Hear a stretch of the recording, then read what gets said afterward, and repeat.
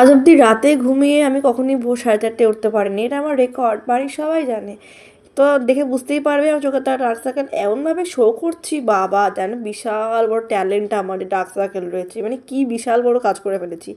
তাকে সেসব কথা বাদ দাও, সবার আগে আমি রেডি হয়েছি। অফকোর্স না না ঘুমালে সবাই সবার আগেই রেডি হবে। তখন ভোর 4:30 বাজে, সবার আগে আমরাই গেছি বরের বাড়িতে। মাই গড, আমি ফার্স্ট টাইম কোনো দধিমঙ্গল অ্যাটেন্ড করলাম, কারণ সবসময় আমি ঘুমিয়ে থাকতাম। আমি ঠিক করেছিলাম কাকার বিয়ের কোনো রিচুয়ালস, কোনো আনন্দ আমি একটুও মিস করবো না। তো সবাই ঘুমাচ্ছিল, আমরা সবার আগে গেলাম, গিয়ে উপদ্রব করলাম যে খোলো আমরা এসে গেছি। সবাই ভাবতেই পারিনি যে আমরা চলে আসবো এত সকাল সকাল।